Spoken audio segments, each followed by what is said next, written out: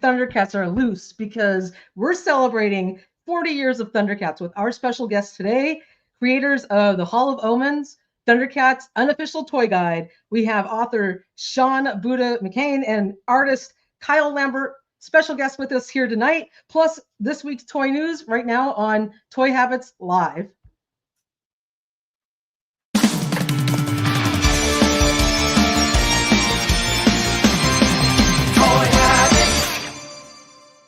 And before we go live, smash that like button, turn on notifications, and subscribe to the channel so you won't miss a beat. Hey everyone, welcome back to Toy Habits. I'm Michael. And I'm the Toy Sorceress, and you're watching Toy Habits Live. Thank you for the assist on that, Michael, because of course I was doing the opening, and I was like, oh god, I gotta find the song. Always here for you. I go to another menu. How are you doing, Michael? I'm good. I'm glad it's Friday. Happy Friday. Happy Friday to you too. Yeah, it's been a crazy work week as always. Crazy work afternoon. But I'm excited. We have some fun guests with us today. Yeah, it's gonna be such a cool show. Some toy news that hit, and celebrating 40 years of ThunderCats. Like, I am stoked. Yeah, me too. Yeah, such great memories of the ThunderCats as a kid, and also just recollecting them as an adult, thanks to you. I wouldn't call me a bad influence, but I'm like, I'm an enabler, I guess, if you want to. Right. Yes. Those things up there. Yes. Well, I remember the day you bought the auction with it was like a lot, right? There's a lot of them. Yeah. Yeah. And you're like, dude, I just got this. You always get the most amazing deals. Michael's like, dude, I just picked up this amazing lot of vintage ThunderCats, and they were like in really nice condition for like a song, right? Because you always find these amazing deals. That is awesome. But so we're talking ThunderCats today. We have the creators of the Hall of Omens, which is an incredible ThunderCats collecting guide, with us, and we're going to talk some toy news. Before we do that, why don't we check in on see who's in the chat? The chat's hopping tonight. We got Pedro Rivero joining us all the way from Portugal. How's it going, Pedro? We got Panzer Rody here. We got the Rodillas joining us, and Talia as well. Quack is here. We got crew member Giraffe joining us. Good to see you, Giraffe. We got crew member Carnage 717 also in the house. We have Steve M also joining us. We have crew member Mint with Card coming deep at you from the heart of Texas. Good to see you, Mint with Card. We have crew member Everlost. How's it going, Everlost?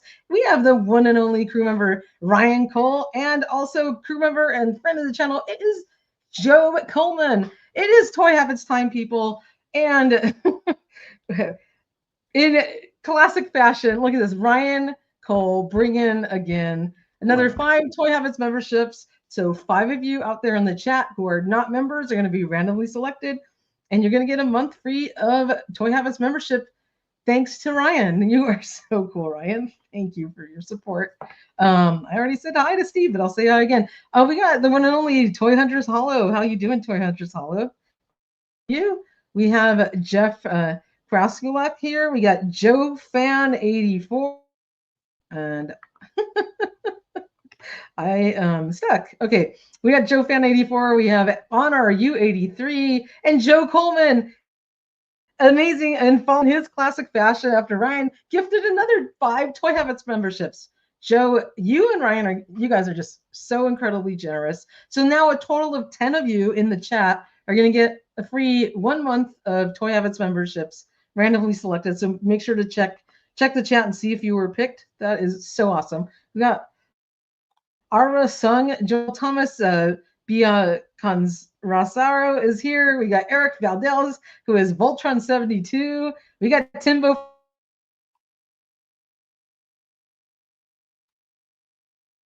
Paul Faraci. I have some complicated names tonight. You guys are just really testing me. I think I said hi to Stephen Cormack. If I didn't, hello, Stephen. Also an amazing Toy Habits crew member as well. QB Boogie is here. Danny Rodriguez is joining us. We got some new people also. Video Power Gaming is here. We got one of our crew members, Jedi Ben. Good to see you, Jedi. We got Cute Cult.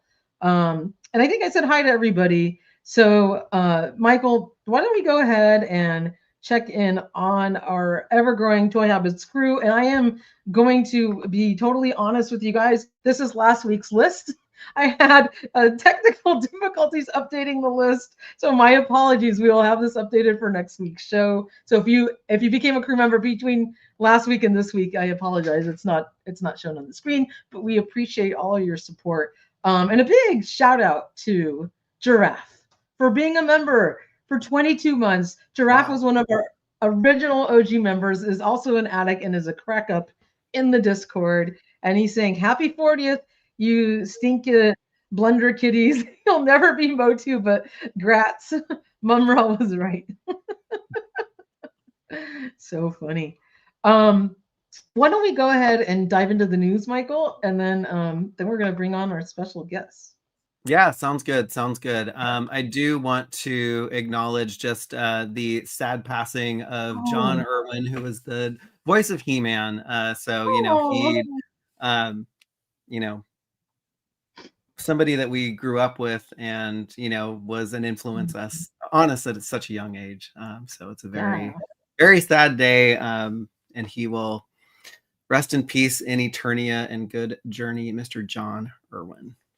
So sorry to hear that. Yes. My apologies, didn't hear the news as I had a very busy day, but that's a really sad passing. And it feels like kind of the passing of an era, right? It does. It does. Part of our childhood. So yes. Sad to see him go. It is. John Irwin does have the power. Yes, he does. All right. So something that we put out this week was we have Faker coming to the Masterverse Vintage Collection. So we were doing some spelunking in Walmart's databases and came across a listing for a Masterverse Vintage Faker. So this, I don't know when this is coming out. We do have Walmart Collector Con coming in March of this year. And so either way, this is the Masters of the Universe Classics version, but I think it's going to be really fun to see because, always with these Masterverse Vintage Collection box art, they do an homage to Errol McCarthy's art. So I can't wait to see what Nate does with this. It's a cool scene with Faker battling He-Man. So yeah, it's going to be a pretty cool figure. Do you think that they're going to take another whack at He-Man's face sculpt and hope so. Try to update it? Or are we just going to get another? See, the thing is, though, if they don't, we're going to have the same head that was on the Faker that came out from New Eternia, except probably with orange armor and not much different. So I'm hoping that they try and do a new head sculpt, although we got the same one on, our Thunder Punch He-Man and our Flying Fist He-Man. So it's an okay head sculpt. A little bit improved from the one that was on Faker, because remember he had kind of it looked like his wig was on sideways. Yes. So they kind of tweaked it like a tiny bit, but it's still essentially the same head sculpt. If they don't change it, I don't know that this figure is going to be much different. I hope it is. Did we get a new head sculpt for the Vintage Collection Skeletor? Yeah, we did.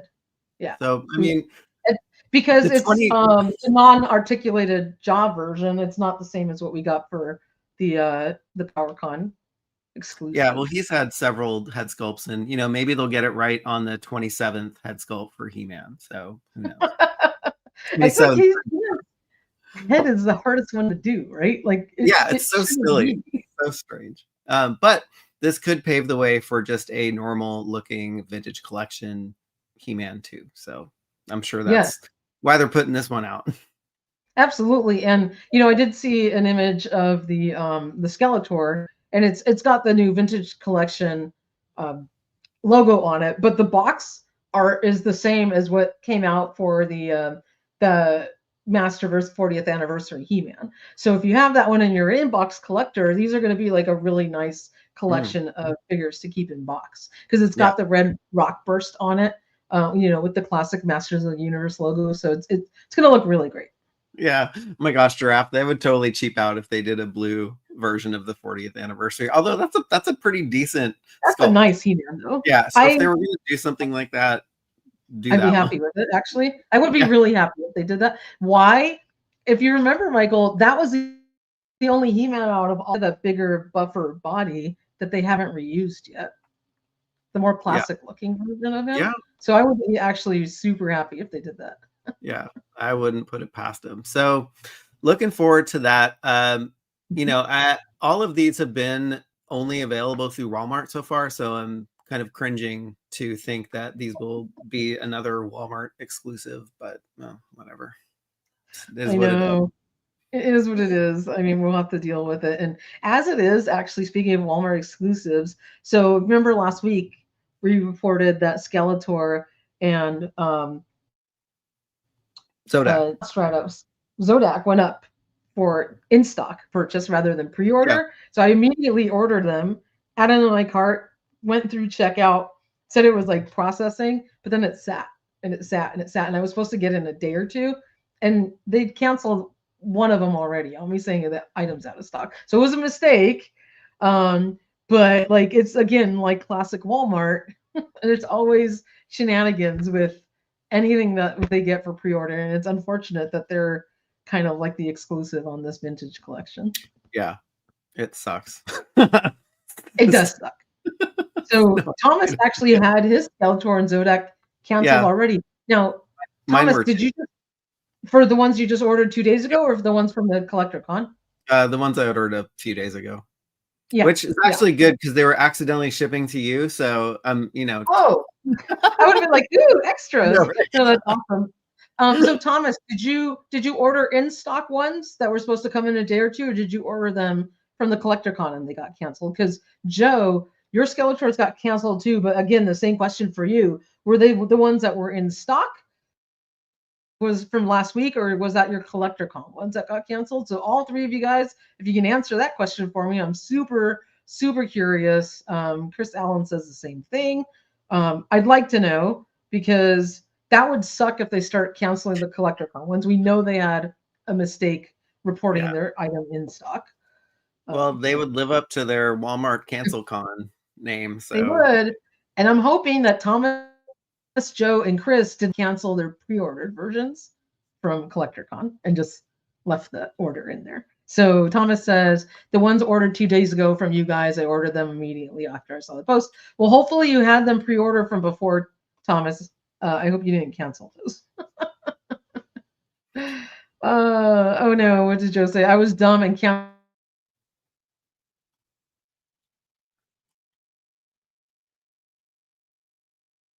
Oops, did we lose the I'm sorry. Walmart used it was the one that was in stock. Okay, so everyone's reporting the same thing. Cool. All right, and then another just quick bit of news: the Mattel Creations launch calendar was updated today, which they typically do before the new month, and we are getting the Masterverse New Eternia Panthor will be going up for pre-order on February 11th, which is awesome. He was so cool to see at SDCC live, which was awesome. Yeah, I mean, he was awesome. Are you picking him up? Yes, I am. Okay. I'm curious to know who in the chat is actually going to get him. So Joe says this Panthor is on fire. Yeah, it was fun to talk to the designers of the figure in the booth at SDCC. So it's just all the design decisions, and it's funny because when we put this out on Instagram, somebody was like, "How do you know this is New Eternia?" I was like, "Oh, they said it at San Diego Comic-Con." So what did they give you any insight on Panthor and its design? Yeah, so they said, so it's hard to see, but they one of the designers said that the eyes are kind of crystallized, and so they do reflect a little light, but it's really hard to see under the helmet. Wow, I wonder if they did something kind of similar to like Merman, how his eyes were like see-through. Maybe they made it like semi-translucent or something like that. Yeah. That's dang cool. Yeah. Just want to say a big hello to Baroness of Toys. Good to see you, Baroness, one of our awesome crew members. And yes, you are late again. the life of a mommy. So I think I'm personally gonna pass on this Panthor because you know my motto: if it ain't flocked, I ain't buying it. Yeah. uh, but you know what? You'll probably be a bad influence on me and then make me change my mind. And I Who say that knows? now. I may Knows? eat my words. Yeah, I mean, I got to be a bad influence on you with something. So Yes, you do. And if I remember correctly, like Battle Cat was pretty dang big. So this guy takes up a lot of real estate. You got to be yeah, like committed to him. yeah, he's gonna be huge. But Oh, yeah, geez. he's a Yes. yeah. I really like the design. I think they did a great job on the armor, and it's finally getting Skeletor's Evo Kitty. Yeah. Does he have like black stripes on him? It looks like he's got some black, like polka dots or markings and things like that. So Yeah. That's new for Panthor because he's usually just all purple. yes, yes, yes. He got a little fancy, kind of like, Battle Cat has his little yellow or orange stripes, and I guess Panthor needs some decoration as well too. Panthers Yes, have spots. Oh, yeah, yes. they do. Yeah, Ah, big but yeah, hello to Miss Meg. good on Mattel Creations for doing back-to-back Masters releases in January and February. So Yeah. why not? So, do you think this is a good sign for 2025 in terms of releases? I hope so. I mean, they're batting 1,000 so far in the first couple months of the year. I think I've said this before, but it's going to be a slow burn to get through all of the remaining vintage figures that we have to get through. But Yeah. at least, at least we're getting some love early in the season. Yeah, absolutely. Well, that's awesome. Can't wait to see him. No fuzz, no flocking. That's my motto, Ryan. That's great. So did you have any other toy news? No, I mean, you can check toyhabits.com for the news, but we'd really love to get our special guest on. So Absolutely. That was where I was coming to. So I had the pleasure of meeting both Sean and Kyle a couple of weeks ago at it was this awesome toy show, Geeking Out. It was hosted by Toy Depot, which is a toy show down in Whittier, a toy store down in Whittier. And they were there with their book, signing it, talking to collectors.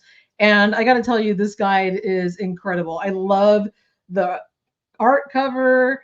The inside is incredible. These two guys are really cool. So without further ado, we're going to bring on Sean Buddha McKeone and Kyle Lambert. We got our author and our artist here, and they have amazing ThunderCats collections as well. How are you guys doing tonight? Pretty good. Oh, no, I'm doing very, very good. Real quick, I just want to say hi to two people. I've been watching, and they kind of chimed in earlier, if you don't mind. So it was Toy Hunters Hollow, Rod and Damien. Yep. Thank you guys for tuning in. I don't know if this is true or not, but I think it might be Damien's birthday. I saw a post about that come up on my feed. So Damien, if it is your birthday, happy birthday. And also Aura. I got to meet Aura last year at Undiscovered Realm Con, and she was fantastic. So also thank you for tuning in. And it was also great getting to meet Rod and Damien at ZoloCon last year in PA. Yeah. I think I saw them also at the come in, so I had to say hi. No worries. Yeah, you met the Baroness of Toys as well, both of you guys over at Geeking Out. Oh, thank you. Yeah, that was awesome. So it was a great show. I gotta tell you guys, fantastic. Yeah. So sorry, I didn't mean to cut you off, but yeah, Geeking Out. Did you have time to go shopping for any toys or anything? I know you were like stuck at the whole time. I know I didn't move around much, but I think Kyle, you actually spent some time walking around, seeing what was around, right? Yeah, basically before I came and helped you out on the booth, I picked up a couple of things, and I don't really get to go to many toy cons very often. And this one was like, in my experience, most of the time the cons that I go to, there's a small little booth somewhere that has the stuff that I'm into, and this geeking out. Like every store was vintage toys. It was fantastic. Oh wow! So it was kind of hard to resist spending all my money in one go. Yeah, that was an incredible toy show. It's where I picked up the She-Ra that I showed all you guys last week. Yeah, it was great. I wasn't expecting it to be so wonderful. Toy Hunter Hollow says thank you. Happy birthday. Yeah, happy birthday, Damien. Yeah, I had the pleasure of actually having Rod and Damien over to our house for dinner when they lived in the Bay Area. So yeah, it was bittersweet because they were just moving to Pennsylvania. So it's like, but they live super close. But wow. Now they live super close to me, so I stole them from you. I'm sorry. It's spreading the love. Oh, good. So both of you guys are located in totally different parts. So Sean, where are you located at? I'm right outside Philadelphia. I'm in like the suburbs of Philly. So out in PA. Yeah. So you traveled really far, right? And then Kyle, where I was just around the corner. I'm just outside of LA, so it was a reasonably short drive for me. Which is why I was able to find time to do it, which is great. That is incredible. I gotta say, like, Kyle, you sent me pictures of your ThunderCats collection. We'll talk about it a little bit later, but I am just like still just seeing it sitting behind you, like blown away at how beautiful.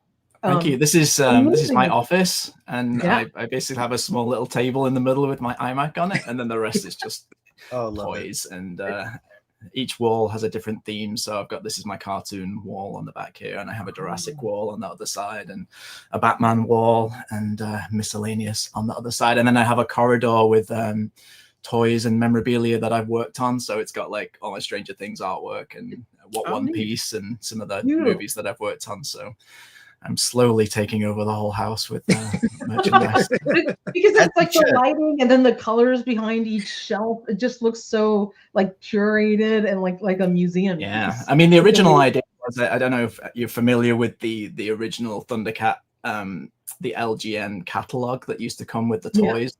That thing for me was like the holy grail. It was you'd open this thing up and it's like these are all the things that you've got to try and find, because I mean we'll probably get into the story of how we started collecting, but for me that was like, I've got to find all of these things, and the Cat's Lair was one of those things. But visually they used to have these like plain colored backgrounds on the catalog.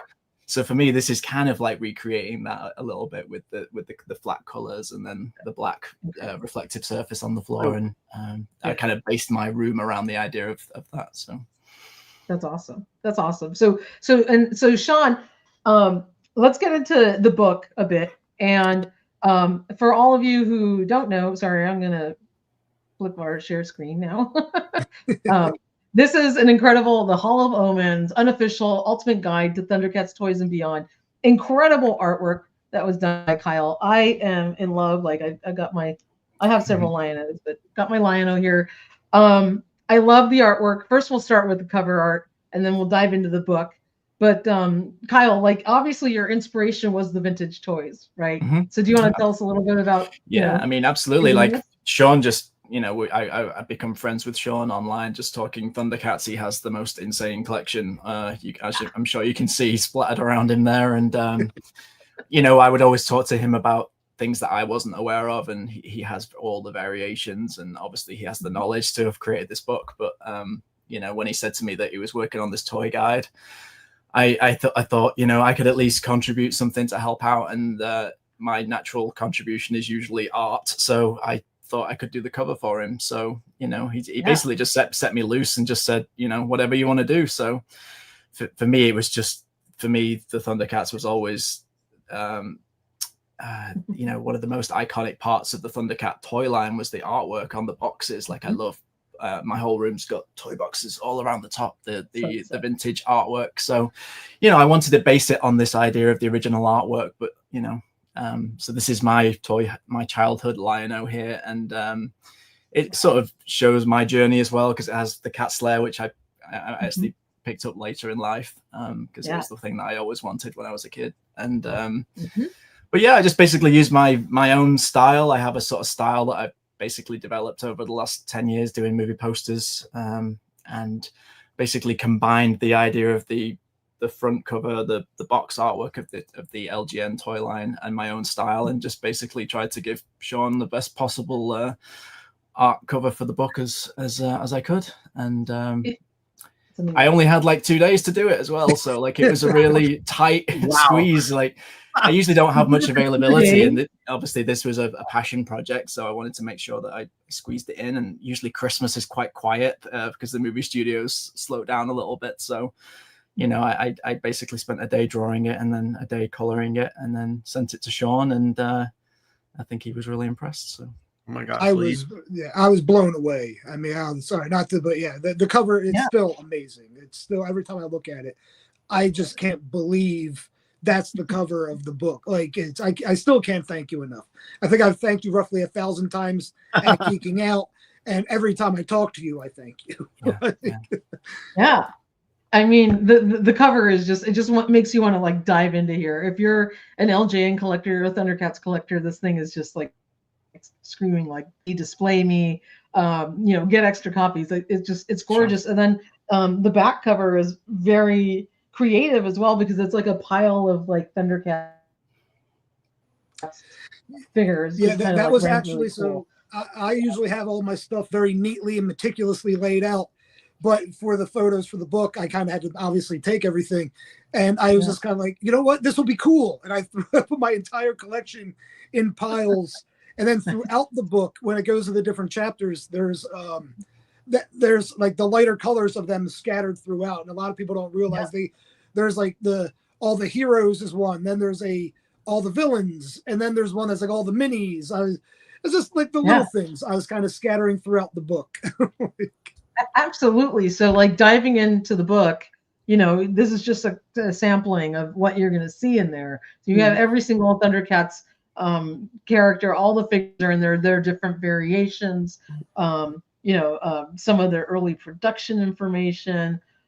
It's just incredible. And tell us, like, you know, how you went about getting all this information. So do you have yourself, are these all of your like actual started and loose figures, or how did you put this together? So the majority of the loose like LJN, like the US versions are mine, but the literally, so I collaborated with collectors from around the world. Like if you even go, when you open the page and it talks about the different people, and I mean, it's a laundry list of other collectors and just ThunderCats fans that over the years I've got to talk to, again, almost like how I even started talking to Kyle, just via Instagram or Facebook. And they were all they all became friends. And I didn't tell many people when I was working on the book. I was just, because this was kind of, it was just like a low-key thing. It was, you know, myself, my business partner, Mike Bowe, we were putting this together, brought in our photographer to do stuff. But then I reached out to some people and was like, hey, so I'm doing this and I'm missing this, and this. And, you know, would you possibly be down to contribute to it? And luckily, so many people were down to be part of this that we were able to get all this information. Again, I was collecting for over 20 years. So a lot of the stuff was stuff that I learned over that time. And then even just talking to all the different collectors, everything that they knew, we just took all of that and tried to get it and fill every page to the brim with as much information as we could. Like a lot of the foreign stuff that wasn't mine. Again, there's different collectors. I also try to give credit to everybody. There were some collectors that didn't want to be credited.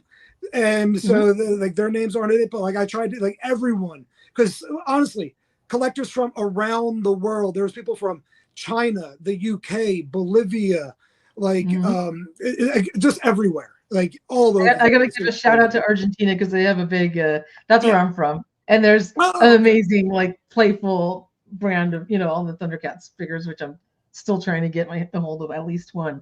The playful line is great too. Like that was one of the things I love them, especially the different ones like Linkso, Bengali, where they're different molds. And so I had some of them in my collection. But again, being able to reach out to so many people who are able, and all down, because everyone was so excited that, like, because there's so many others. There's like, you know, Star Wars books. You name, like every brand, every franchise has one of these.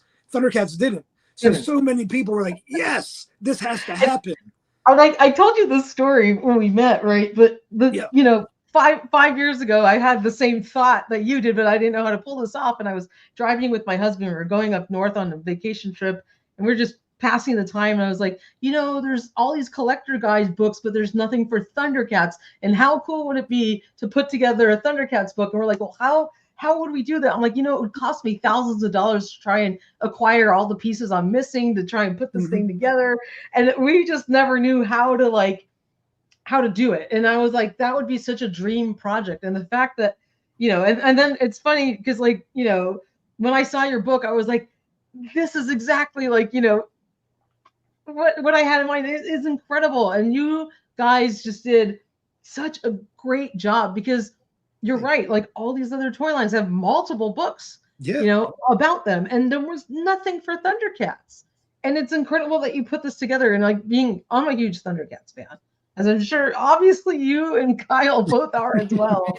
And it's like, from a huge fan, like, I thank you guys. I really do for doing this. And this is a love letter to the toy line. It is just amazing. You know? And thank you, because honestly, as like working on it, that was kind of, I had no idea how to do it this either. I'm not going to lie, like, because this was years ago. This thing had been shelved a few times, and then there was, you know, it ended up getting shelved and coming back and coming back and coming back, and then finally, when I was like had some time, I talked to Mike Bowe, my business partner, about it. He does all the graphic designs, he did all the page layouts. We kind of talked about it, and he was like, "Yeah, let's do it."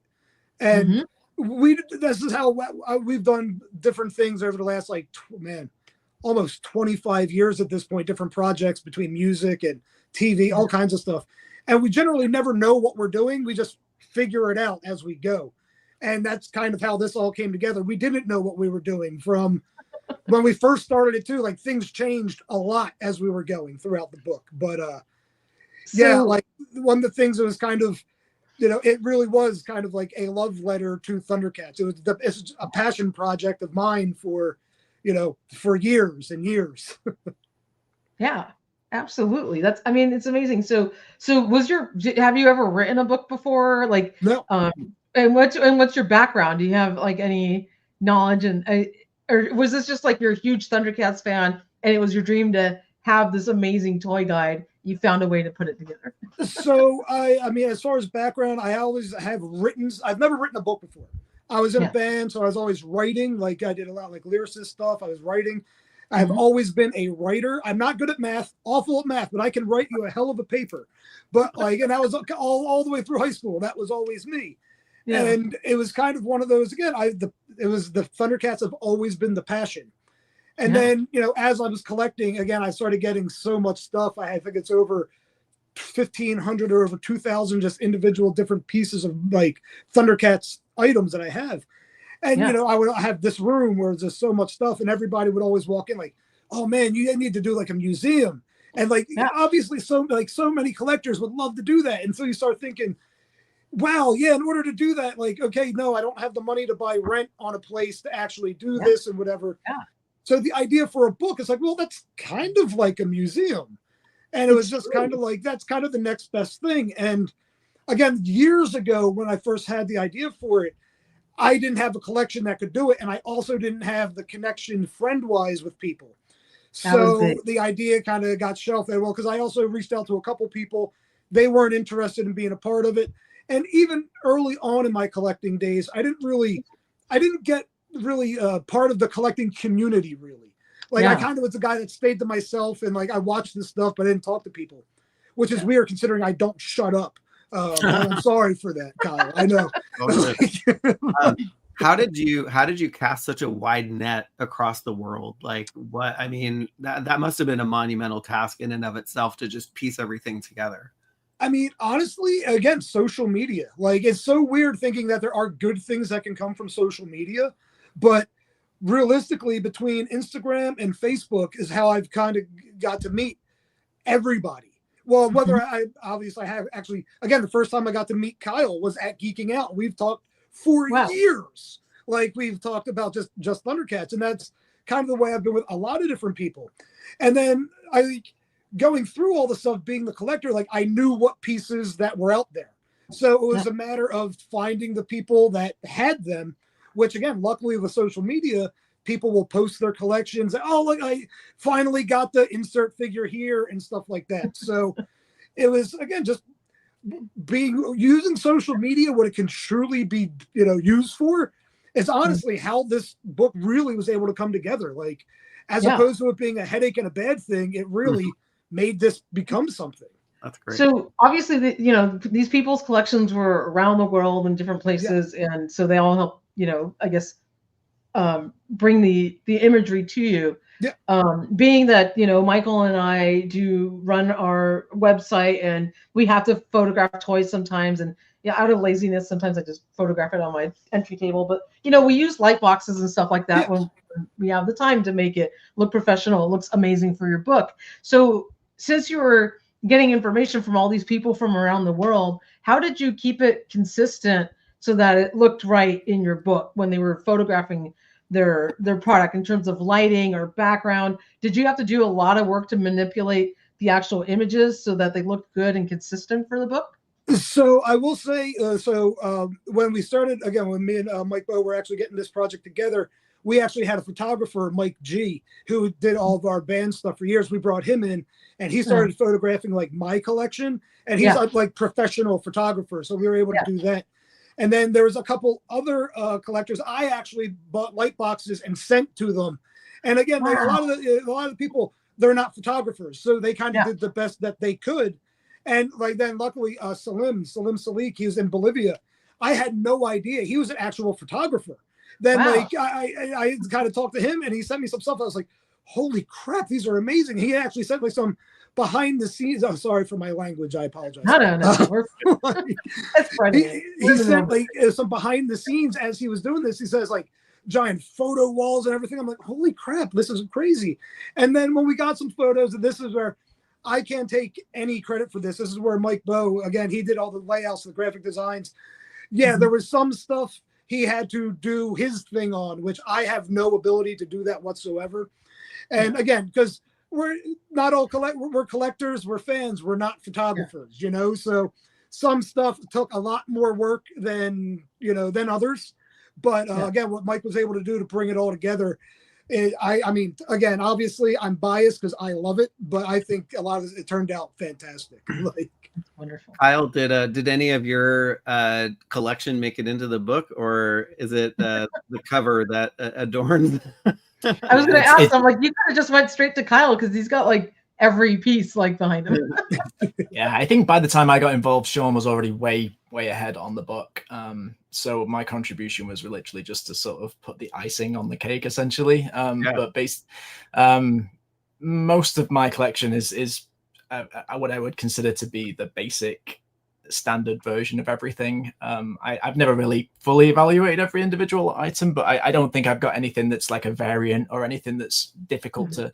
I think I have a couple of different burble variants that I showed Sean one day where I was like, this one's got, because I was trying to I do some restoration work on some of the ones that I find that I've got paint missing and things like that. I really learned how to match colors and just apply some of my art stuff to toys as well. And so while I was going through fixing some of the burbles, I was like, this one's got a different colored, like, I don't know, like little disc on the side of his head. And this one's got different colored feet. Like one of them had a slightly pinker tone of the toenail as I was painting the nails on it. It's really interesting stuff, and Sean knew all about it. He was like, oh, I know all about all these already. Of course, this is the very, this is the special edition, so like, for me, it was like I say, I came to the party really late and just basically just helped out with the cover. But for me, like I'm a fan, just like you guys, and I got the enjoyment of seeing the book finished for the first time. I got a couple of preview pages from him where he showed me what the layout was going to look like. But I ultimately got the finished product in my hand in the same way everybody else was able to. And again, I don't have the vast knowledge that he does of all these different variants, so it was a genuine, enjoyable read to go through and see, okay, I didn't really know this existed, It's incredible. I mean, you got test shots in here. There's I mean, the prototype stuff's fantastic. Like prototype and like kind of how things were created, right? Yeah. I mean, as an artist in particular, I love to see the production of anything really. Like I love to see how a blank piece of paper gets transformed into a final product. So like seeing these sketches of toys that, you know, were just in the world when I was born. It's really fascinating, and just to see the creative process and just things that didn't come out that we could have got. Like it's all super interesting stuff. Like this guy, right? Like Lizard. There's this like lizard. Yeah. You know, that we could have got this guy, this beast, I guess. I don't know if he's a on. I think there was a like a not a prototype, but like someone had made one of those at the toy show at Geeking Out. Like someone, I think there was like a I can't even think what they would call it, but like a reproduction, I guess. But you know, yeah, I mean, there's some incredible stuff in here, and then you know, I guess it looks like you've got interviews with different toy designers. There's also Kyle's not mentioning it, that there's also an interview with Kyle in there as well. Like he did more than just a cover. It was great because I got to ask him again. We got to talk. We got to nerd out a little bit. We got to geek out a little bit and just talk about like our actual love of ThunderCats. And his collection is actually in the book from when he was a kid. There's a photo, a great photo of Kyle in the book as a child with the Cat's Lair that. While he didn't have the LJN Cat's Lair, his dad made him an amazing Cat's Lair that we were able to share in the book, which I thought was really cool. Oh, that's I mean, basically, like as you can probably tell by the accent, I'm not from here originally, and I was born in the UK, and essentially my story is that I was born a little bit later than the show. So by the time I became a fan of the show, it was basically just reruns on the UK TV. So trying to track down all of the action figures was basically secondhand market. There was a couple that were still left in the stores, but I basically built all of these behind me here were all picked up in, flea markets, and we call them car boot sales in the UK, where you just go around go to a field and people turn up with bags of toys for you to buy. So, for me, like I said to you before, that catalog was this like blueprint of everything that I could find in the secondhand market. But the holy grail for me was always the Cat's Lair, because I just never found one. And I genuinely, in the same way that there are things in that catalog that never got released, I always presumed the Cat's Lair was just never released. Wow. And my dad's like me, likes to make things, and he was very invested in this finding everything of the ThunderCats toy line. So when we couldn't find the Cat's Lair, he built me one just out of wood, and he sculpted the head and the fiberglass lion head, and the arms lifted up and fit a Cat's Lair under there. Like, I think it's very similar in size to the Super 7 release. Oh, so it was huge. Like under one of the paws. Yeah, totally. So that was basically my childhood.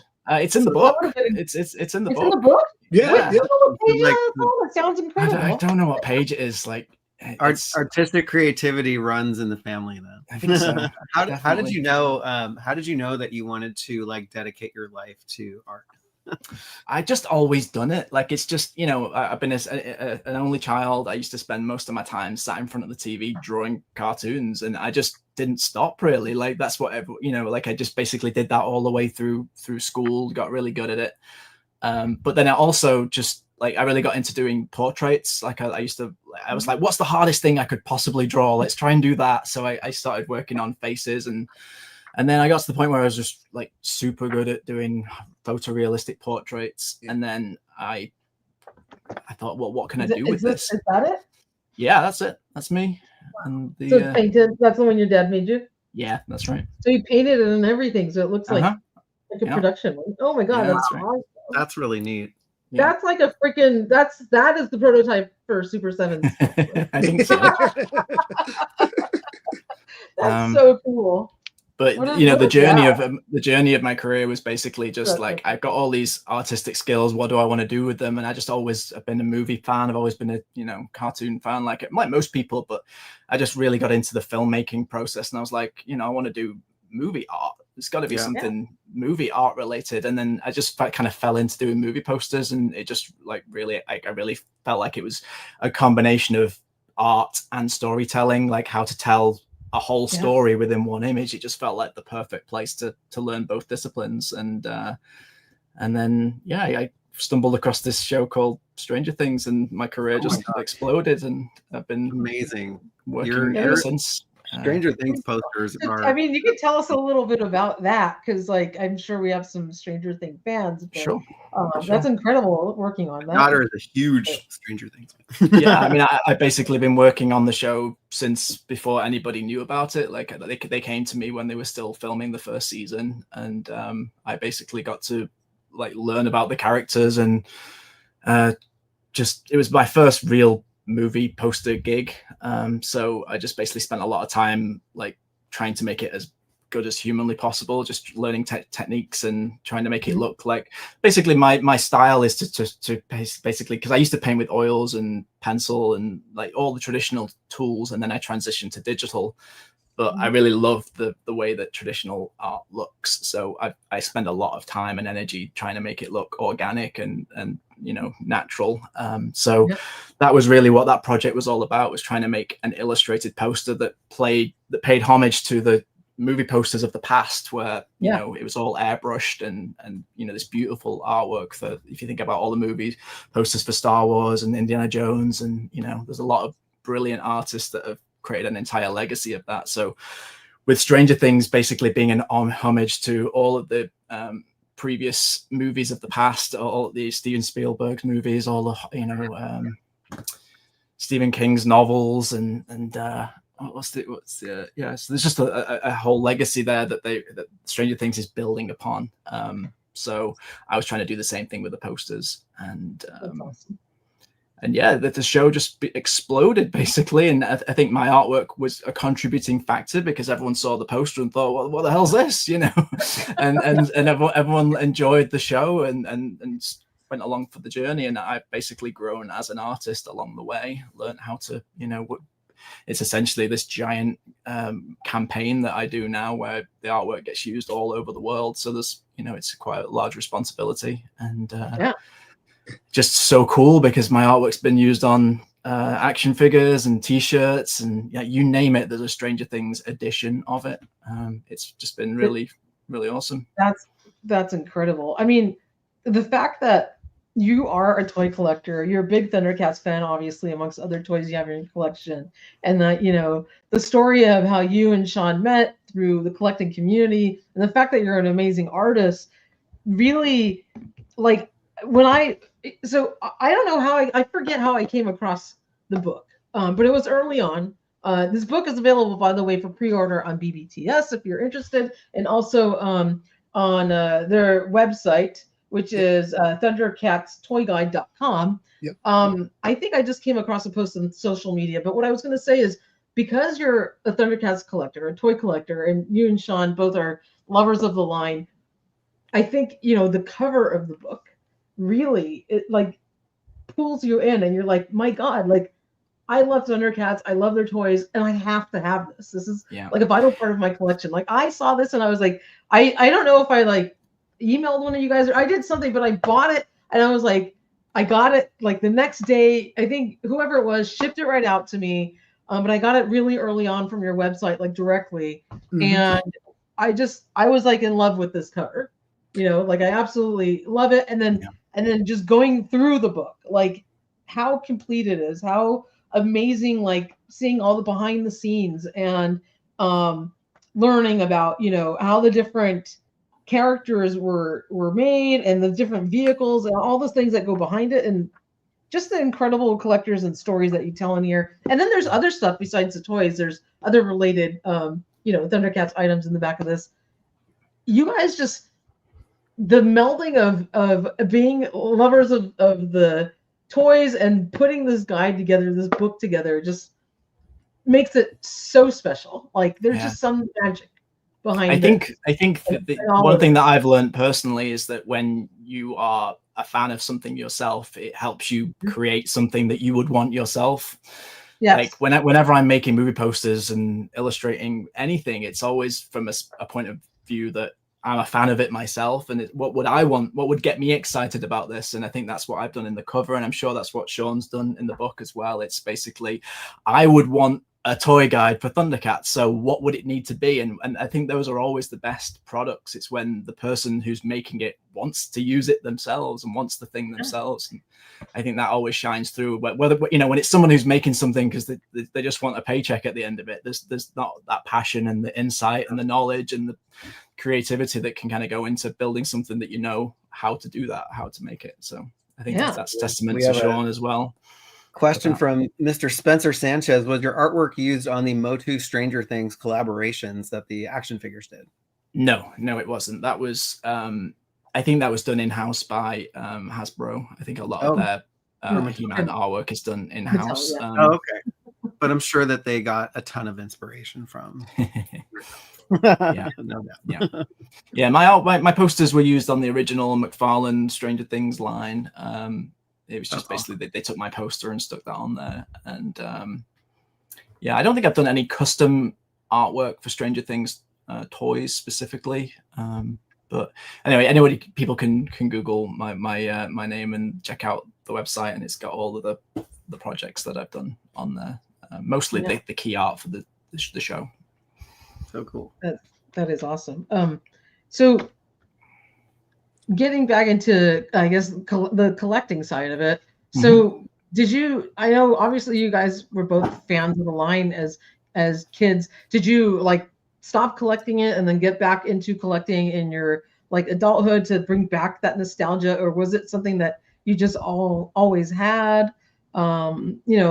Each of you tell me a little bit about your collecting journey, I guess, if you want to. You go, Sean. I need a drink. Fair enough. Well, so so let's just say, where would someone ask me where they can get the book? Yes. Again, yes, you can get it at ThunderCatsToyGuide.com. I handle the shipping right from that. You can get it from there. You can also, it's going to be up, was it Big Bad Toy Store? Just put in a restock that's still on pre-order there.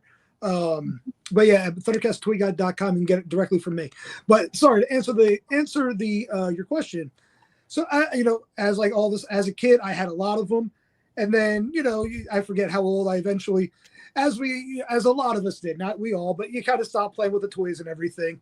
But what happened to me, I don't know who did it. So my mom says my dad did it. My dad says my mom did it, but all the toys got thrown out except for like a handful of them. So they were all gone. And then, but even like growing up, it kind of got to like maybe like the mid 90s or so. I am sure everyone here would possibly remember.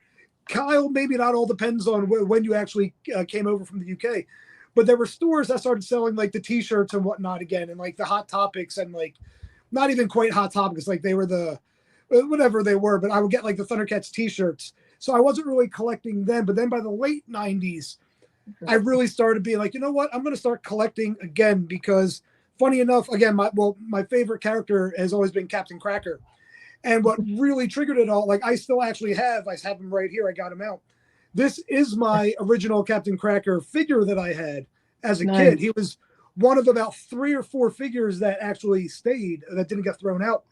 And the one day, I don't even know what it was, but I was just kind of like, I want to get everything that had Captain Cracker on it.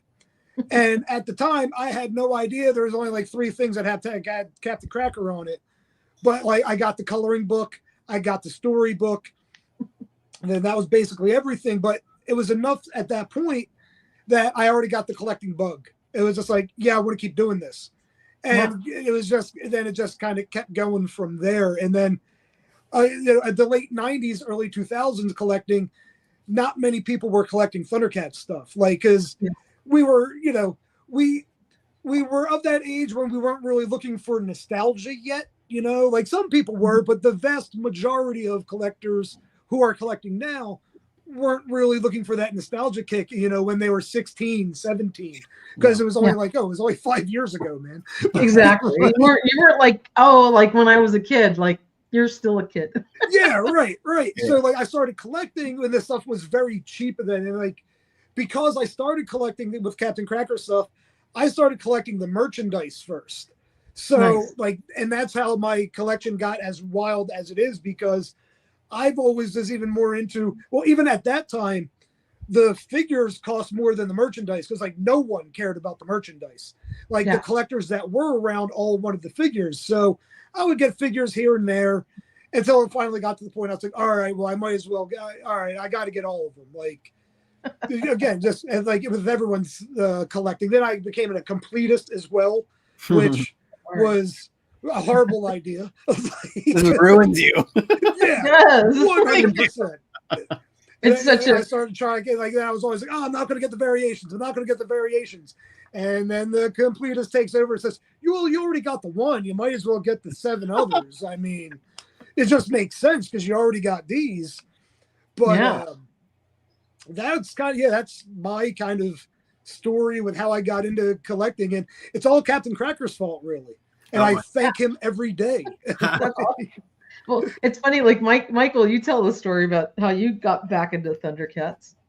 Oh, geez. So, yeah, I mean, I played with the ThunderCats when I was little, and I would do some really weird stuff with the ThunderCats because I didn't have the play set. So I just used Legos to like make, build like a Mum Ra's tomb or whatever. And I'd have like Mum Ra strap Lion-O down and like torture him on like some Lego contraption.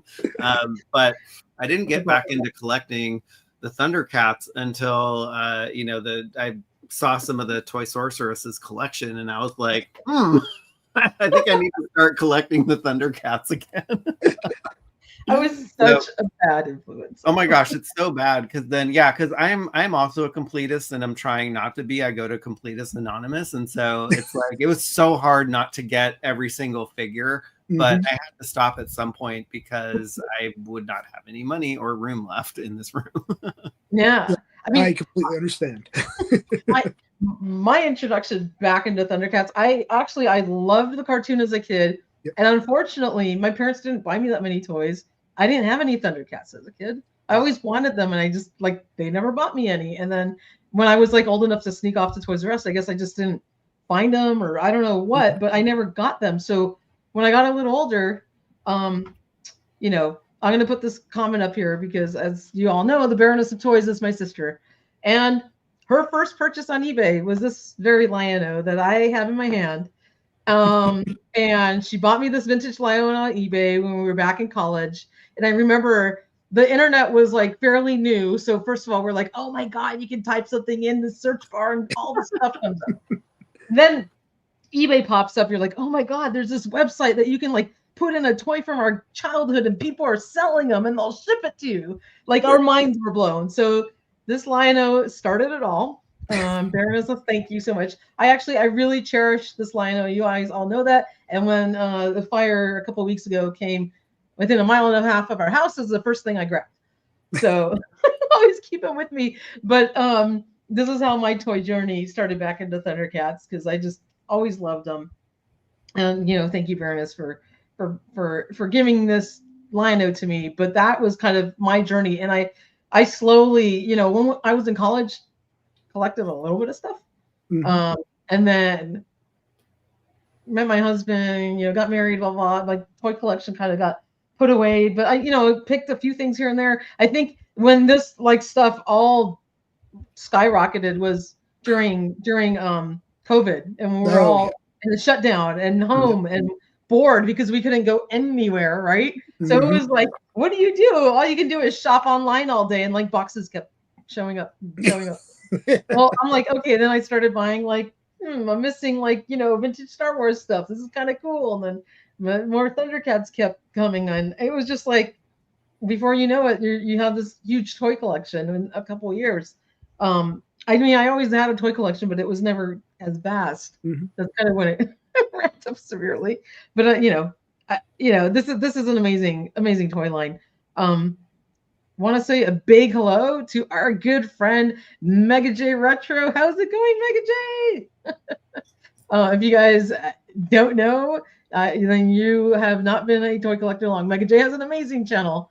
Make sure that you and follow and watch him. And we're going to be hanging out with Mega J and Michael and his friend Danny at SDCC. So that is going to be a blast. Happy for you, ThunderCats fans. So big hello to Mega J. But we all have our toy collecting journeys. And I wanted to share a bit of Kyle's incredible collection because you posted this on your Instagram. Wow. This was my attempt to do something for the 40th. I've been wanting to document the room in some way, and I thought, crap, this is a great way to do it. So, I mean, I could just sit here and stare at this all day. Like I'm just like, yeah, like drooling. I mean, the collection is great, and then the presentation of the collection is so good too. Like, yeah, so Yes. but like I said, most of these are my childhood ones. Like I would say I had about, like, if we're talking about everything that was ever released in terms of like one Lion-O, one Tigra, one Chitara, I got everything that I basically could when I was a child, and it was all like super cheap, like a couple, like in England it was a couple of pounds a cargo sale. Yeah, like, but it was just through sheer persistence of just going to every single place that you could possibly find secondhand toys, and eventually, you know, finding that one that was missing. But like I say, I never got the Cat Slayer. I didn't get the Astral Moat Monster. But I think pretty much everything else, it was just a couple of weapons, like secondhand, rooting through boxes. You're not going to always find the weapons. So I've basically filled in a lot of these gaps in adulthood. But the main thing was like similar to you guys, like it wasn't actually around the pandemic. It was a little bit before that, but I basically moved to the US, left all my toys behind. My parents luckily did not throw away any of my ThunderCats, because they knew it was my main thing, and my dad loved ThunderCats as well. So like these were always just left alone in the shed. So, but anyway, yeah, I came to the US condition too. I mean, they've scrubbed up real nice. Let's put it that way. I've there's been a couple of them that have needed a few touch-ups here and there. But you know, I came to the US, didn't really bring much with me. I had 2 suitcases and started from scratch in the US. And then, you know, it was just one of those things. I just one day just thought, I just had the passing thought, I wonder if this Cat Slayer was ever released, you know, and then I found myself on eBay, like you just said with the Lion-O, and then, you know, 2 weeks later I bought one, and it actually turned up slightly damaged, so I had to learn how to like fix, you know, in the same way that you were just talking about with the Cat Slayers that have just been shipped out. Like it's quite difficult to ship something like this, and mine just like a couple of plastic bits just, you know, snapped off at the back. So I learned how to restore plastic, and, you know, I need you to help me find one of my little cages on the back as a cracked peg. You can't find but yeah, the rest of it's just been, like I said, filling in little weapons here and there, and I got some reproduction wings for my Stinger. Oh wow! Which really was like the icing on the cake for the collection. We could just sit here all day and just watch this thing and all day. Yeah, it's mesmerizing. It totally is. It really is. It's so funny. I little known fact, but I worked for the company eBay for 10 years, so I feel like I've like enabled. I worked there from 2001 to 2011, and it was that's actually where a lot of this came from, because eBay was like, oh, you need to learn, you know, you need to like experience the site as a user. So I took that to heart and just started buying like G.I. Joe and Transformers, everything I could. It's like that is kind of what fueled your toy collecting bug too, right? My god, yeah. You enabled all of us working at eBay. Yeah, seriously, especially in those 2001 years. Oh yeah, that was, again, I was going hard on ThunderCats then, because it was like you could get, I think even at that time you could even get like things for less than $1. I think that's what eBay, you could literally get like 50 cents. I remember buying like complete Transformers G1 collections for like $300, which was a lot of money back then, but if you think about it, it's not that much money right now. Right. So all the collecting is your fault, man. Like, sorry, not sorry. You're the original enabler. I know, right? Fairness asked a really good question. Obviously, ThunderCats is your guys' favorite toy line to collect. Do you collect other vintage toy lines? And if you do, we need more awesome books. So do you guys have any other projects in mind after the Hall of Omens? I mean, that's like a great question. Well, yes, I am currently working on several projects. Do tell. I can't say much though, but there are a couple projects currently in the works. That's awesome. That Sounds makes like me.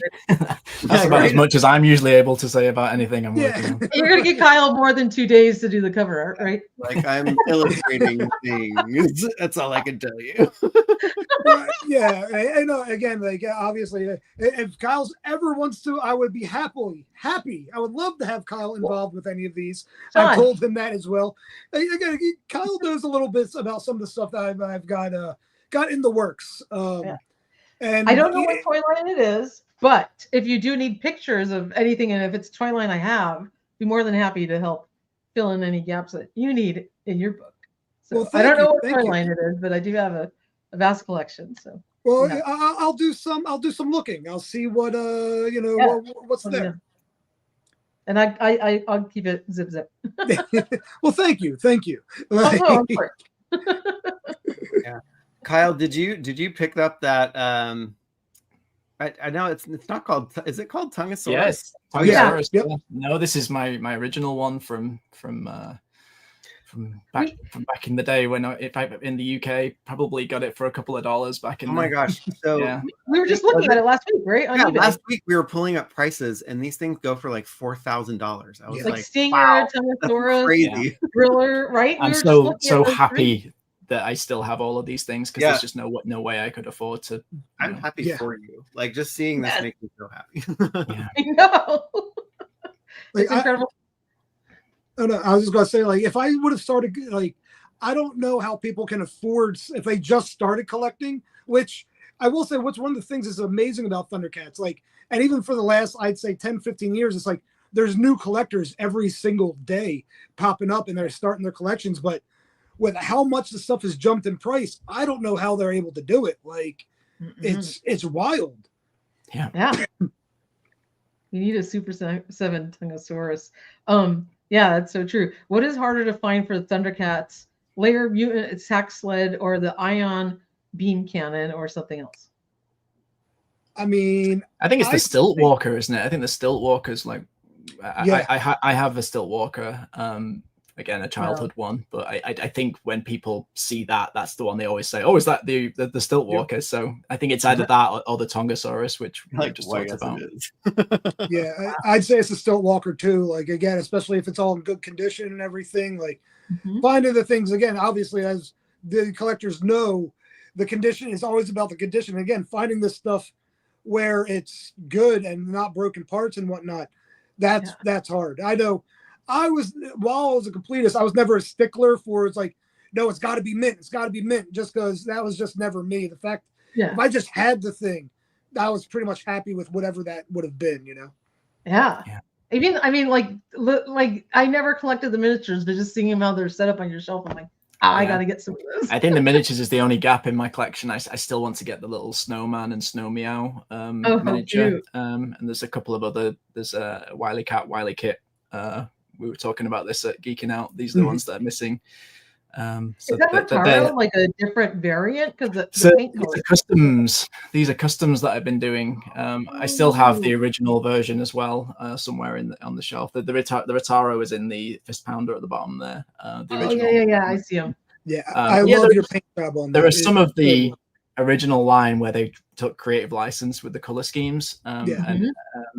I just basically, like, I always wanted Mumra to have a cape and to have the gold headdress and the all of those features painted in. And Retaro was always the wrong color, like it should have been blue with yellow and red rather than green and orange. So yeah, I basically, whenever I get like a morning where I feel like I have the time to commit to doing some custom painting, like I've got a list of, I want to do a custom Groon, for example, because he's got totally different colors also. The last one that I did was a Burble. You probably see it on this video here. There's a golden Burble next to Snarf, and that one was one that was in the catalog when I was a kid, but they never released it. They changed the colors at the last minute. So I always wanted to have that Burble, so I just painted one to fill in that gap in the collection. So customs, and I did a custom Monkeon as well there to sort of make him look a little bit more filmation, if you want to call it like that. But so yeah, that is awesome. So do either one of you collect any of the modern, like the Super 7 ThunderCats? I've just started. and it's good. looking very expensive. Yeah, it is. Yeah. You know, I was watching this interview with Brian Flynn on We Want More ThunderCats, and he did say that, you know, so he started doing this deluxe line. So this is a line, you know, he's like $30. He's going to start releasing in that line the core characters, so he'll have another opportunity to. I'm banking on it basically to get my literally rolling. He was hinting at Tiger in the next wave because he was like, you know, something with the elbow pad. So you might have another chance at Tiger because apparently he's very expensive. Well, one of the cool things, I actually saw the interview that you're talking about, and one of the things that was really cool hearing was that like it's doing very well at Target. They're in like their second restock or something, which that's amazing. So again, that's ThunderCat fans were there, like they're everywhere and they're hungry for this stuff. So that was so cool hearing that Target needs a second restock of this stuff. So that's huge. Like it's cool seeing the fans really eager for this type of stuff. It's incredible because I got to tell you, we weren't expecting that line to come out. And it was a morning of one of Target's fall geek outs. I think it was that they do like every Friday for like 6 weeks where they put a product up. And so one of the weeks in that fall geek out, I woke up like 5 minutes late, but Michael he's total early bird, but Friday's usually the one day I get to sleep in that I don't go to work super early. And these popped up, these deluxe figures, and we had no clue they were coming out, and they just, you know, boom, surprise, here's you know, Lion-O and McKeone and these awesome looking retro cards, carded $30 on Target. They sold out within like 5 minutes. Jeez. And I didn't get one.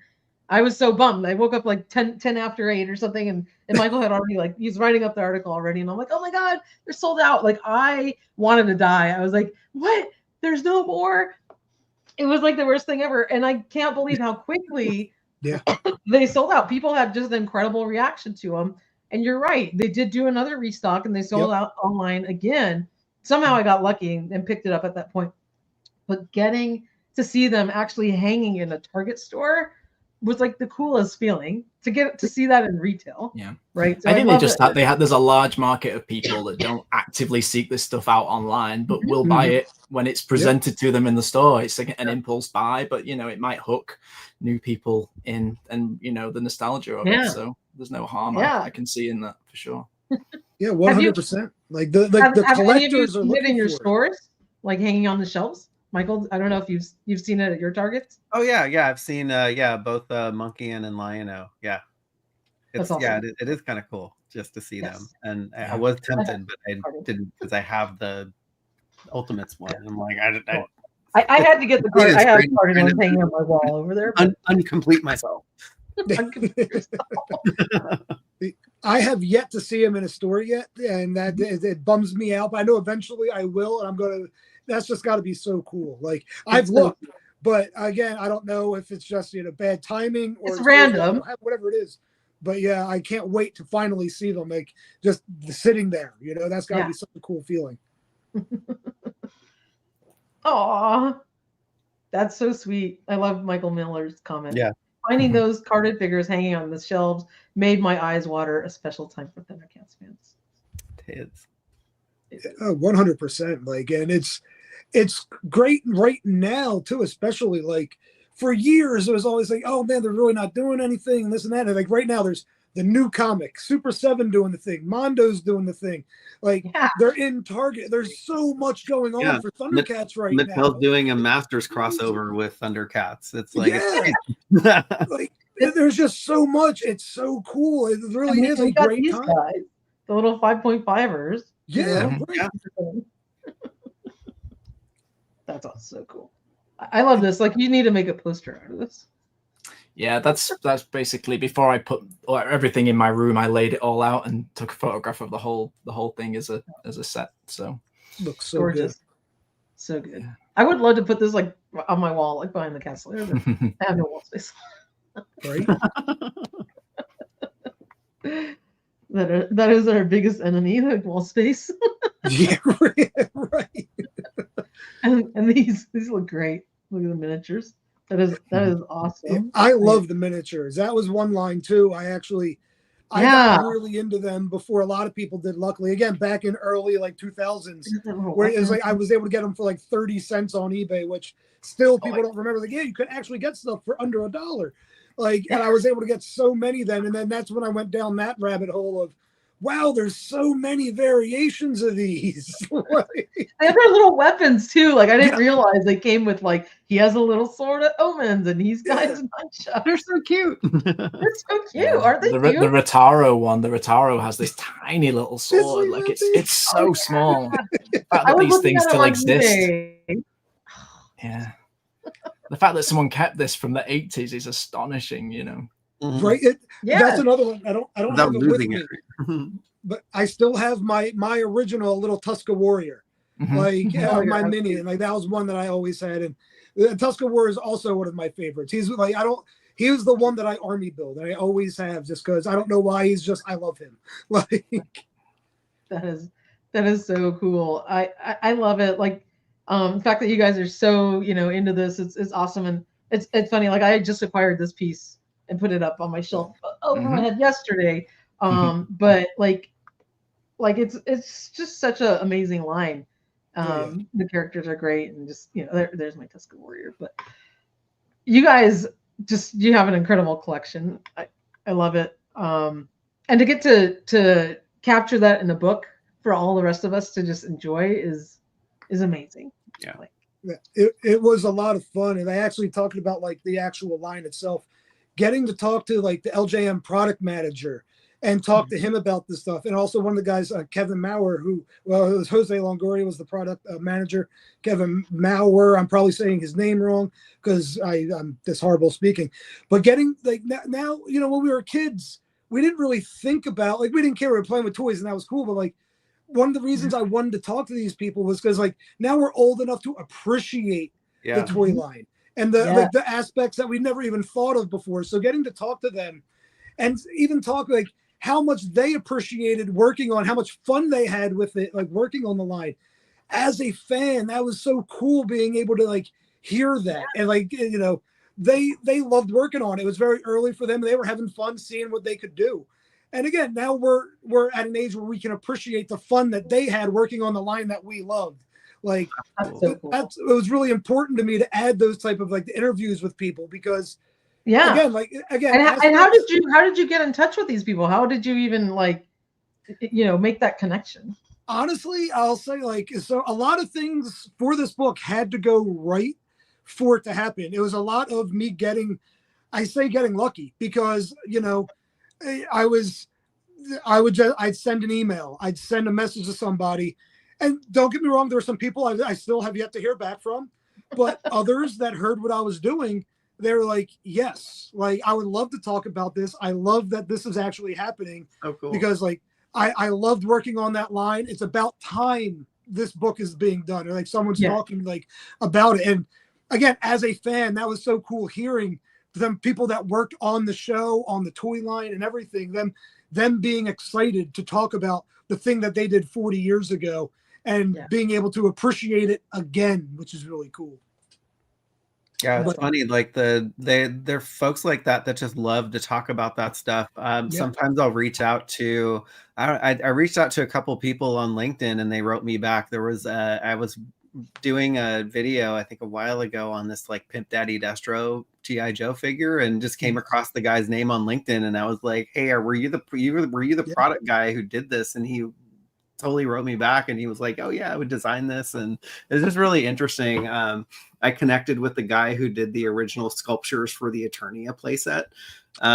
They just love to talk about this stuff. And I doubt they're getting pinged on a daily basis to talk about these things. That was actually very similar for me. Again, figuring out the names from years and years and years. There's also the Hear the Roar book that was written where I don't know if you've ever read that book or whatnot, but it was more about the cartoon itself. But it was James Creighton or Jim Creighton. He did they also talked about the toy line. So I knew a lot of the names. And then again, just going down that rabbit hole of trying to find these people and doing the exact same thing you did. Like, hey, do you happen to be the person that did this? Like, this is who I am. This is why I'm asking. and like, is it you? And then getting those messages back, those emails or phone calls back of like, yep. I'll actually never forget. This is still one of the things we talked about. Like you, Toys for Us, you had mentioned in the back of the book, I talk about some things that aren't the toy line. It's more about the ThunderCats live show. That was one of the messages I got back from one of the guys in the show, Marty. I sent this message to him. I was like, I know this is a long shot, but are you this guy? Blah, blah, blah, blah, blah. And the very first line, I'll never forget it. And he's like, your long shot worked. And it happened to be him.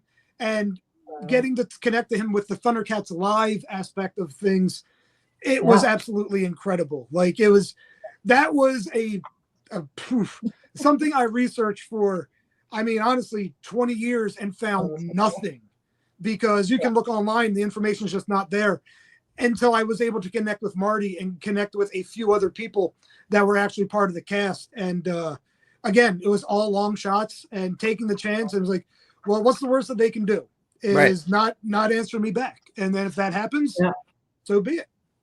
Yeah. So there's some amazing photos in here. Yeah. All behind the scene photos. Yeah. They were never seen before up until this book. And the actual write-up. Like, I love the dude in the lineup. Like, look at that. Yeah. How rad is that? Like, and you can look online, you can't find video of it. There's nothing like that. There are people that claim that they went to it and whatnot, but all they do is look through the program and talk about it. And then now the only reason I know that they haven't seen it, because I've been able to, like, this the very first time ever, it's a full write-up of the entire show of what went down and everything, from talking with everybody. And I think it's the very first time there's photos of Wily Kit and Wily Cat in that book from the show, which were never seen before. Just like Slythe, photos of like the tiger sharks being in it. Like the tour poster that's in that was a poster that, again, I've got to give credit to, again, Mike Bowe. That's the original image that's used on all the stuff. But one of the things I wanted to do, being someone that was in a band, I've always wanted to recreate the tour schedule and tour poster. And we were able to do that talking with some of the people of the cast. They actually had the old itinerary. So we were able to recreate the tour schedule and make an actual tour poster, which to me, I thought that was one of the coolest things ever, from, again, being associated with bands for over, like, man, almost 24 years, whatever it was. Like, a tour poster is huge, like that's you remember those things. So being able to do that was really cool. Yeah. Mike Bowe says the cover is epic. Kyle's work is outstanding. His work on the boys is so cool too. Hope the A&D and Stranger Things module covers the comics from Dark Horse Comics are dope. We've got to say, so Mike Bowe, who just commented, that's Mike Bowe who worked on the book. So Mike Bowe, thank you for everything, and also thank you for tuning in. He did all the page layouts. He did all the graphic designs, the videos. The video, he put the video stuff together. Mike is. Again, I wouldn't have been able to do any of this without him. Well, we want to give a huge shout out to Mike as well. I actually didn't know, I guess the partnership, or that, you had a partner creating this. We would love to talk to Mike about the book someday too. But this guide is incredible for any ThunderCats fan. It's a must-have. And, I so happy that you guys made this book. Michael, you got to pick this one up. No, of course I do. Yeah, of course. I love supporting artists, illustrators, book writers, photographers. Yeah, the book looks amazing. Yeah, it's gorgeous. Thank you. And I will say it's a book by fans for fans. Like, whether you are a diehard collector, whether you're a casual fan, whatever it is, like, that's why I try to put all across the board stuff in there for every level of fans. So even if you're the diehard collector that knows everything about ThunderCats, I hope there's a couple things in there that you never knew before. And I try to do everything as much as I possibly could. I tried to really fill that book. Like, as you can see with the pages, it was really important to really try to fill every single page with as much information, as much imagery, everything we could to get it all in there for everyone. Yeah, it's great. It's absolutely wonderful. And go ahead, Michael. Oh, I have a question. And it might seem like a strange question, so just bear with me. And I'll ask it for each of you. Sean, go first. Did you learn anything about yourself, like during the process of putting this book together? Like, like as you reflect back on this whole project? Yes. Well, so I won't go into a lot of this, but so when I got to work on this, it was actually a really difficult time for me because I was healing from a surgery. I wasn't able to walk. I wasn't able to talk. So I was one of these things like that. But that gave me the time to actually work on this. And it was one of the great things about it was able to really focus and take my mind off of all of that stuff and just dump it right, all of my focus into this. And I even going through it, I don't like even, I don't know if Mike's still watching, but there'd be times where, we didn't know, the whole thing was like, I didn't know if one person was even going to care about this book. So there were times where I literally I doubted myself, like, oh, we're doing all this work, but like, it's totally this, we're going to do it. But it's like, man, we're dumping all this money. Like we're doing everything. This was one of it was like my shot. It was just like, I might as well do it. But it was hard. But the fact that, again, Mike, he was there. He was always gung ho, like, yeah, well, let's do it. Yes, let's do it. And then again, getting to talk to so many, like Kyle, getting to talk to all the different collectors who were all so happy to work on the book, and then all the pieces falling together. Where, again, like insert people from LJN, people from where every different aspect of ThunderCats, getting back to me and being excited about it. It really made me just like I just had to keep going and keep doing it and keep working on it, even when I doubted myself and doubted the project. And I wish I did. Obviously, I wish I didn't doubt the thing. But luckily, I never gave up, and I had these people backing it and saying like, yes, we got to do this. It really taught me like, yeah, no, never give up. If this is your dream, if this is a passion project, just keep doing it. You never know what's going to happen, and everything kept falling into place for it. Then again, when we kind of things leaked early on with the images, so we kind of we were able to put a pre-order together, nice, and release it on the actual anniversary of ThunderCats. Oh wow. And then out in it was just like, well, we got to do it. We did it. It kind of worked out timing wise, and then we started getting a bunch of pre-orders, and it was like, holy crap, people care. There you go. Yeah.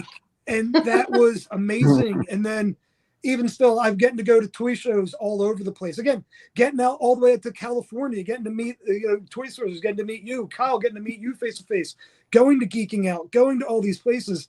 It never would have happened if I just gave up on this idea and the dream, really. So it's if you have something you want to do, just do it. If you don't know how to do it, just do it.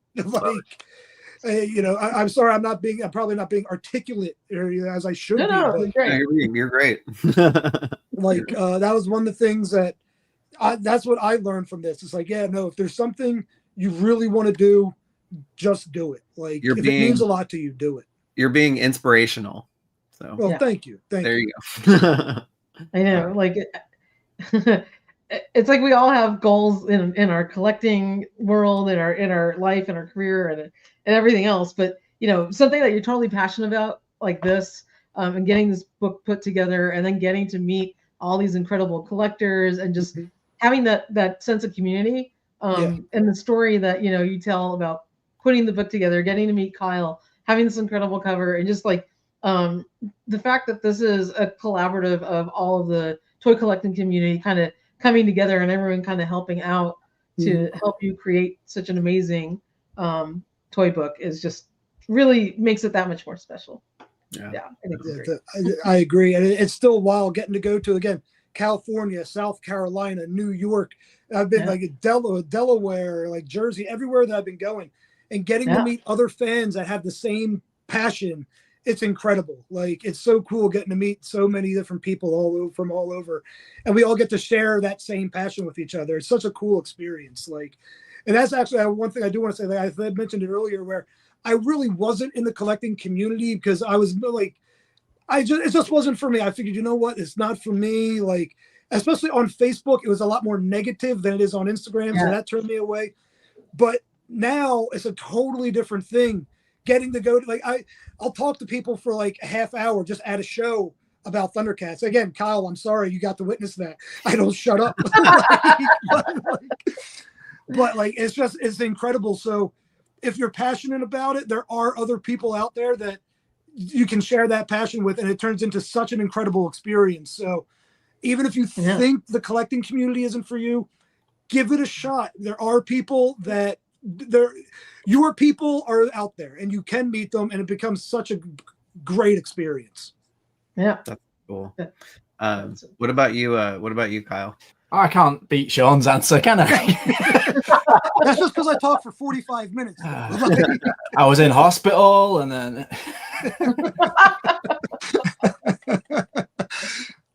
I think, like, to break it down to something very simple, like for me, it was a passion project. I don't get to do many of those. I work all year round on titles for studios. So, to get the time to just do something fun for myself was really cool. I got to, try a different style to a certain extent. Like I got to, I was studying the LGN artwork. So that was obviously nice to try something a little bit different. But I've always wanted, like, one of my personal projects was I wanted to recreate the Cat's Lair artwork box, because I don't have a Cat's Lair artwork box for my room. So I thought it'd be really cool to try and recreate it and paint it myself. And so I'm actually still in the middle of doing that. But I got to channel some of that energy into the book cover, which was a lot of fun. And, deadlines force you to do some pretty awesome things sometimes. And I only had a couple of days to do this. So 2 days, right? Yes. Okay. I think it was 2 days. It definitely wasn't much long. I definitely painted it in 1 day. I don't know whether I drew it in 1 day. I think I might have drawn it over maybe 1 or 2 days, but I've definitely learned to work at that sort of speed for the job that I do. But again, just doing something that you enjoy, that there's nobody standing over your shoulder going, "Oh, that's not right. Can we make this bigger or smaller?" And Sean was the perfect client. He was just like, "Whoa, this is awesome. I'll take it." So, but yeah, I think that's what I got out of it, was just doing something. Like, again, I can't even remember the previous time, probably 5-6 years ago, where I got to do something for myself that I wanted to do again, not that I don't enjoy doing my job, because I have what I consider the coolest job in the world, working on, these really awesome titles. But there's something freeing about just having your own creative freedom 100%, and just being, and I get to do it so infrequently that was what I really enjoyed on this project. And also, just like Sean said, the aftermath is what it's all about, really. It's about, once you've created something, it's then seeing it out in the world and how people respond to it. And for Stranger Things, it was always like seeing people with the artwork on the t-shirts, and having people come up and my kids got your poster on the wall, like that was that's what it's all about. And for this project, it's the toy conventions. It's got people like you coming up saying, "I bought the book, and I'm a huge ThunderCats fan, and I've always wanted this, all this information to be in one place." There you go. There you go. We sell these on our website. These are my figures on here. Nice. So I think that's my attempt at beating Sean with his fantastic answer. Well, you both have amazing stories. I mean, I love that this is like the toy version of Lyona. It's a toy version of the Cat's Lair, the cartoon or an illustrated look at Lionel and the Cat's Lair. It's like, that's LJN, Lionel that we love, with his little, his simple 5 POA articulation, and just like this is the magic, because you captured the charm of the toy we all remember as a kid. And that's what bottles that nostalgia for us when you look at the cover of this book. Mm-hmm. And that's what's magical about this. That was brilliant. 100%. And again, that's the figure that made ThunderCats #1. That's what bumped off MOTU. That's what bumped off all the other stuff. And again, what Kyle did, it's like you said, I was blown away by it, because it's like, no matter if I had any other idea for any other cover, it just would not have been nearly as incredible as what he did. And honestly, after I saw it, I was like, oh man, I hope he's proud of the book, because this is like, an incredible piece of artwork. I hope the book lives up to this piece of artwork. Like, I got nervous about that, like sending it to him, like, oh man, I hope he's not like, oh, thanks, man, this is a good book, and just being nice because he's such a nice guy. But like, I was nervous. I was like, oh man, well, I hope I did it justice, man. I hope I honestly, till this day, I hope 100%. Yeah, this is like I say, it's taking all of your knowledge, which is essentially what this book is. Like it's your knowledge. It's also the community, and it's a manifestation of the community that you built of all the artists and all of the toy collectors and ThunderCat fans and professionals that worked on it through the time that it was in production. It's absolutely.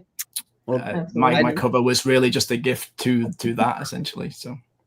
Well, I just bought my copy during the stream, so oh, thank you. Yeah, I can't wait to crack it open and get it. And that was actually super easy. It was basically one click. I was like, yeah, great, it's so easy. I want an extra copy because I've kind of worn this one out a little bit. I actually had it on display on, like, remember I told you about that custom shelf? I had to take it down because I moved some stuff around, but so I warped the cover a little bit. So I'm like, I need an extra. I need an extra copy. Like 17 copies. This one will be my reader copy. That's actually, there's actually quite a few collectors have been doing that. They'll be like, they're buying their collection copy and then their research copy, which has been really cool. Again, like, I never knew and never expected that to happen. And so the fact, again, Kyle, that cover, I think, is really what makes people want to do that, because it's a piece of artwork. And I've talked to, there's like different people that I know, like tattoo friends and stuff, that are more so in the art community. When they look at that, they're like, dude, this is great. And then they like it, kind of like Kyle, how you were talking about seeing the prototypes and that type of stuff, where they look at it as an art book as well as not just a toy book, which is really cool, seeing different people getting different aspects of their whatever they like out of the book, which has been really cool. Another reason why I wanted to put as many different things in that as I could. Yeah, it's just fantastic. So Michael, I don't know if you had any more parting words maybe before we like wrap up the show. No, I asked my $1 million question to the guys already. So thank you so much for sharing your stories. I mean, it was awesome to both meet you and hear all about. Yeah, thanks for having us on and for giving Sean a great platform to sell his book. to not shut up, basically. Like, again, you had to hear me for 6 hours at Geeking Out, and now it's again on this. I'm so sorry, guys. No, I mean, it's been amazing getting to meet you guys, and I chatted with you both for a little while over at Geeking Out, and when I said I would love to have you on the show, I absolutely meant it. And that's why I reached out so quickly, because as a matter of fact, the next live stream that we did, I went on and I was like, oh yeah, I got these cool things from Geeking Out, and I actually told the crew that was watching, hey, I got to meet Sean and Kyle, the author and the artist of this awesome book, because I always have the book next to me, and it was just like I was so excited that I got to talk to you guys. And I'm glad that we got to have you on. I mean, such interesting stories, and it's awesome that you guys are both real, true fans and collectors. And just, Kyle, I had no idea you had such an amazing collection. I reached out to you on Instagram, and then you sent me some pictures, and I was like, oh my God, like this is so cool. And I think there's something in the artist in you that you came up with such an amazing way to display your figures. Mm-hmm. And it's like I'm an architect, and I try to do like a decent job of my shelving. This is kind of a little bit of a hodgepodge behind me, but now I feel like, oh my God, I got to rethink how my whole display. Like yours looks so fantastic. Yeah, I mean, this is version 1. I would love to do dioramas as well. Like I'd love to get into doing dioramas, but I think I have to wait till I retire to have the time to do that. Version 2 of the room. So. Mm-hmm. Well, we're all going to be waiting for that retirement day to see how you do your dioramas, because I can't wait to see that, because one day it'll happen. Stay tuned. Yeah, right. Yeah, we would love to have you back on. Do it over time, because we can't afford to have you down for like 3 weeks. Oh man, yeah. So it's been a blast getting to meet you both. We'd love to have you guys on again another time and talk some more ThunderCats. Maybe talk about when you're ready, your new projects that you have coming up would be amazing. And I think it sounds like the crew and all our viewers watching really love your book. You're getting a lot of very good positive feedback to it, and just keep up the amazing work. I mean, this is just going to be such a great reference. Just like a cool collector's piece. Anything you want to do, but pick up your copy of Hall of Omens and go to ThunderCatsToyGuide.com if you want to pick up your copy directly, or if you're on BBTS, it's on there. You can pre-order it as well. You guys did an amazing job. Thank you so much for being on here. Also, I know, again, sorry to cut in, but now you mentioned the book as far as, so I know there was some viewers from Portugal and Italy and all over the world. So what we've actually started to do, you can find the book on eBay now and use the eBay international shipping, because we found that that's actually a lot cheaper than any of the, we will ship worldwide, and we have been, it's in over 28 countries, I believe, as of right now. But through eBay, they've got better rates, and it goes through DHL and stuff like that. Yeah. You can get it on eBay. I think we're going to be posting the link soon. But yeah, it is listed on eBay on the Beware Clothing page. That's again, international orders, they are welcome, and again, you can get internationally through eBay. The eBay international shipping. That's kind of still new, so. That's awesome. I got it. So Clint Jorgensen is amazing crew member of our channel. He's a huge Mega Constructs collector. Okay. And he says it's the golden age of Thundercats. Probably Mega will do a Thundercats line. It would be awesome, Clint. I just kind of sold off my last few Lego sets. I'm still holding on to my Mega Constructs, but God, please don't tempt me with the Thundercats line, because I don't have space for a new line. But how cool would that be? Little Lego Lion-O and Chitara and all the rest. I would love that. I was always hoping Mega Constructs would do one. Well, I have seen on the Lego ideas on social media that somebody's been working on a Thunder Tank set with the core Thundercats figures, and I would buy that. Even though I'm trying to get out of Lego, I would definitely buy that. Well, it's been great, guys. Thank you for being on our show. You're welcome on any time. Don't forget, all of you, pick up your copy of Hall of Omens. I don't know. I want to give everybody the last opportunity to say any parting words before we go. Yeah, where can everyone find you, Kyle? And I would say my Instagram, Kyle Lambert Artist, on Instagram. I also have a toy account, which is Action Figure Creative, which is where you've been showing the toy. So I keep it all separate, so I can keep my brain in different places. So I have a separate account for each thing. One for my artwork, Kyle Lambert Artist, and then Action Figure Creative for my toy finds and customs and things like that. Nice. Awesome. If you guys send me your links on our DM, I can just put it all added onto our YouTube channel description, and that way people can just link directly to it. And then Sean, where can everyone find you? So the book page is on Instagram is at ThunderCats Toy Guide. That's where all the book information is. Also, anytime I'm going to be at any conventions coming up, there's a possibility next week I might be at a show in Delaware with my buddies from the Toy Cantina at the Toy Dome Toy Show. Not 100% on that yet, but I might be. And that's where all that latest news is, at ThunderCats Toy Guide. And my personal collection page, which has mostly been taken over by the book the last year, has been the at Hall of Omens. Just because my collecting has kind of taken a sidestep with everything with the book-wise recently. But you can get me at that on Instagram. And also on Facebook, it's at ThunderCat Toy Guide. And on Twitter or X, which we have one, it's at ThunderCats Toys. Awesome. So send all of that to me on our DM, and then I'll put it in the description. I'm working on that right now. Fantastic. Well, it's been so much fun, you guys. Thank you so much for being on. I love your collections. I love the book. And it's been a blast just getting to hang out with you and getting to hang out with everybody in the chat. And stay tuned next week. We'll be back with another awesome Toy Habits Live, bringing you new toy news or whatever awesome thing comes up. So we will see you next week. All right, y'all. Have a great weekend. Bye. Bye.